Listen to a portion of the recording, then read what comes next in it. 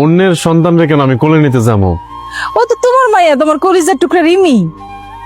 কষ্ট পাইতেছে, কোলে নাও। তোমার গায়ের রং ফর্সা, আমার গায়ের রং ফর্সা, কিন্তু এই মায়ের গায়ের রং তো কালা। মাইয়া তো কালো হওয়া সম্ভব না। সম্ভব না মানে? আল্লাহর ইচ্ছা হয়েছে আপনারই ফর্সা বানাইছে, আমারও ফর্সা বানাইছে। অনেক কালো বানাইছে, এটা তো আল্লাহর ইচ্ছাতে, এতে তো আমার কোনো হাত নাই। মা, আপনি পোলাগুলো কি কথা কইতেছে? কিরে জামান, তুই আমার দিকে এভাবে তাকাইতেছিস কেন?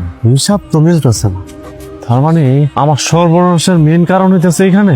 এসব কি কইতেছেন? হ্যাঁ, চুপ, একটা কথা বলবি না তুই। তুই আমারে এমন ভাবে ঠকাইলি না, এই ঠকানোর পরিণতি কতটা ভয়ঙ্কর হয় তুই খালি দেখ। আপনার ছেলেগুলো কি হয়ে গেল?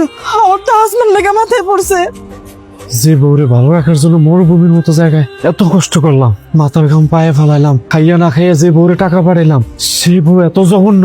যে দুলাভাই এত বিশ্বাস করলাম, এই বাড়িতে থাকতে দিলাম, সেই দুলাভাই এত জঘন্য। আল্লাহ।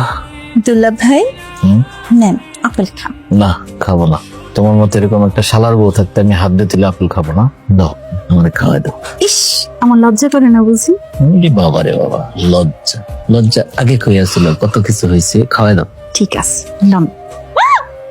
আল্লাহ, আল্লাহ রে, এ কি সর্বনাশ হলো আমার।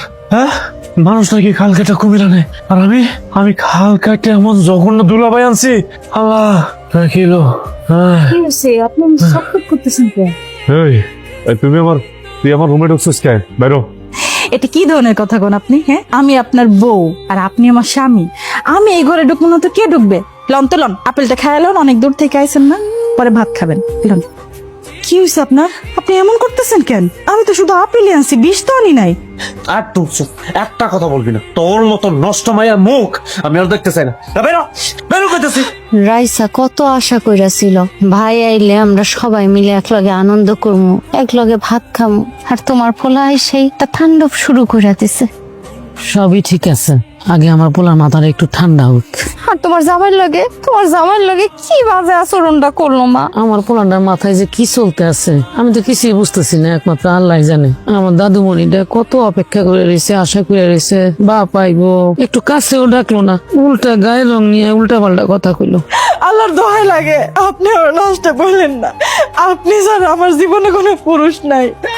আমার জীবনের মধ্যে এরকম কলঙ্কের দাগ লাগে না। তুই এখান থেকে বাইরবি, বাইরবি। আমার পোলাকে তো লাগে আবারও খারাপ ব্যবহার করছে।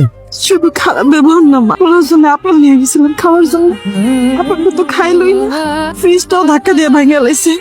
আমার সাথে যাতে খারাপ ব্যবহার করলো, আমার এমন ভাবে গলা চেপে ধরছে, একেবারে নিঃশ্বাস বন্ধ হয়ে যাওয়া অবস্থা। আমার নামে কলঙ্ক দিছে মা। আর আমরা এত খারাপ হয়ে গেছে, এত দপ্ত নিচ্ছে।